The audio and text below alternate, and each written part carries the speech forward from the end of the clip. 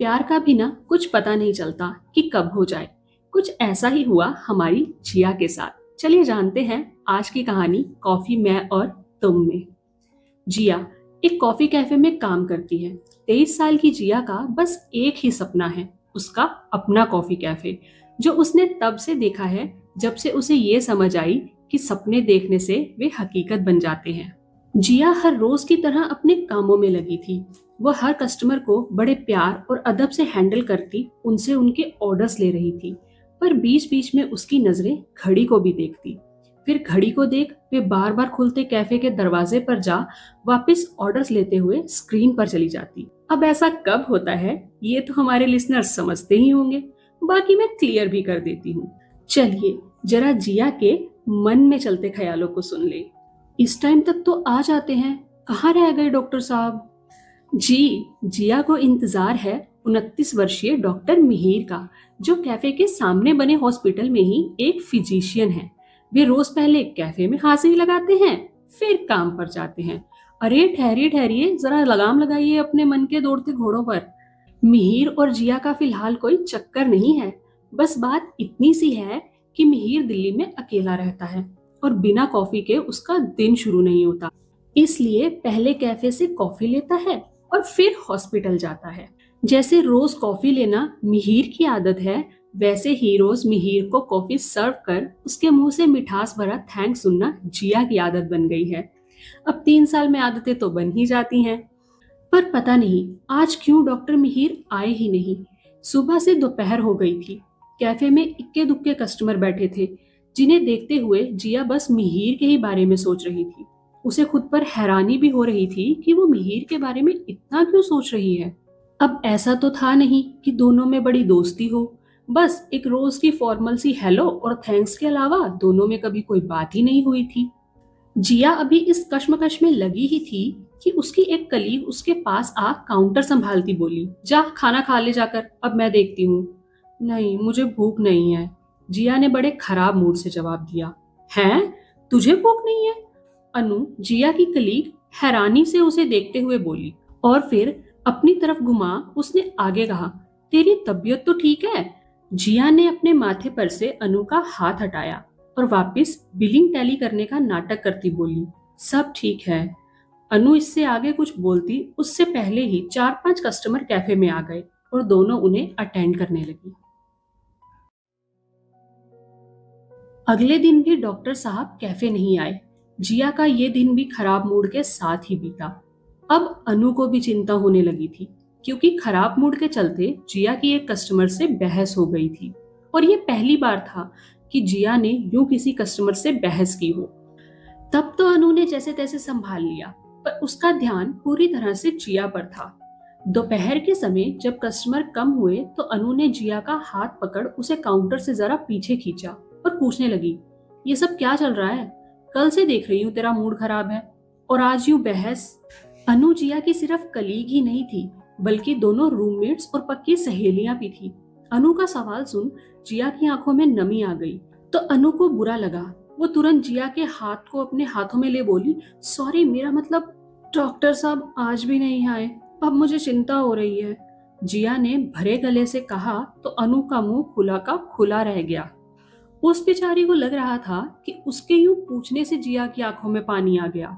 अनु दांत पीसती जिया के गले की तरफ झपटी, पर फिर खुद को शांत करती खुद से बोली, शांत अनु, शांत। और 2 सांसें ले जितना हो सकता था शांत आवाज में उसने जिया से पूछा, जिया, डॉक्टर और तुम्हारे मूड का क्या मैच है? मुझे खुद समझ नहीं आ रहा। जिया ने रोंदू आवाज में जवाब दिया, कल से अच्छा नहीं लग रहा, बार बार उनका चेहरा याद आ रहा है, उनकी आवाज सुनने का दिल। एक मिनट एक मिनट, यह कह अनु के होठों पर एक शैतानी मुस्कान फैल गई और उसने जिया को शरारती अंदाज में कहा, तुम्हें प्यार हो गया है डॉक्टर से? जिया ने तुरंत आंखें हैरानी में फैलाए ना में गर्दन हिलाई तो अनु तुरंत बोली, झूठ मत बोलो, तुम्हारे सारे लक्षण इसी बीमारी के हैं। जिया ने फिर ना में सिर हिलाया तो अनु ने कुछ देर उसे घूरा और अचानक उसे घुमा उसका एप्रेन खोलते हुए बोली, तुम एक काम करो, तुम निकलो, जाकर पहले अपने डॉक्टर साहब से मिलकर आओ, फिर बात करेंगे। ये सुनते ही जिया वापस अनु की तरफ मुड़ी और अपना एप्रन वापस ले बांधती हुई इनकार करती बोली, नहीं नहीं, मैं नहीं जाऊंगी, ऐसे अच्छा नहीं लगता। तो जो ये कस्टमर के साथ सड़े मुंह बात कर रही हो वो अच्छा लग रहा है? अनु की आवाज जरा कड़क थी। अब नहीं होगा ऐसा, जिया ने धीरे से कहा और काम करने की एक्टिंग करने लगी। अनु ने कुछ देर उसे देखा और फिर एक कस्टमर के बुलाने पर उनके टेबल की ओर चल दी।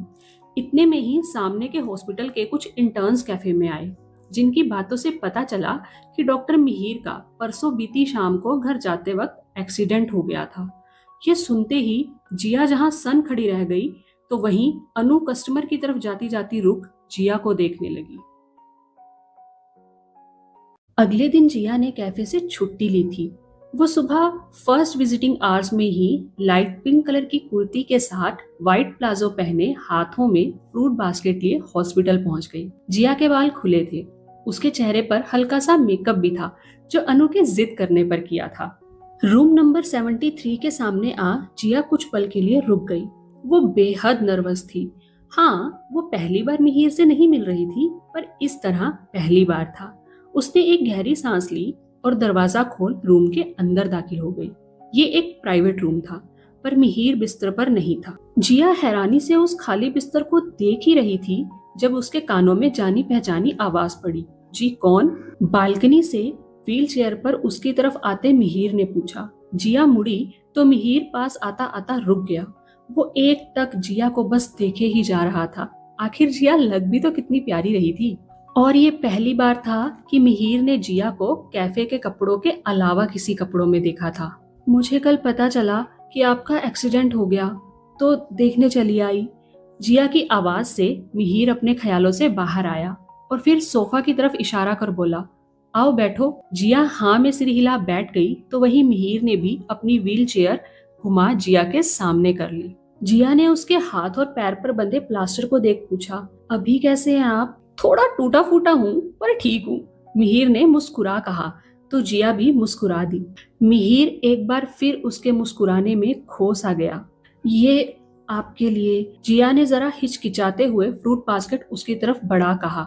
तो मिहिर ने खुशी से उसे ले थैंक्स बोला और फिर आगे पूछा, आप क्या लेंगी? कॉफी? No it's okay. अरे ऐसे कैसे ओके? कॉफी तो पीनी ही पड़ेगी।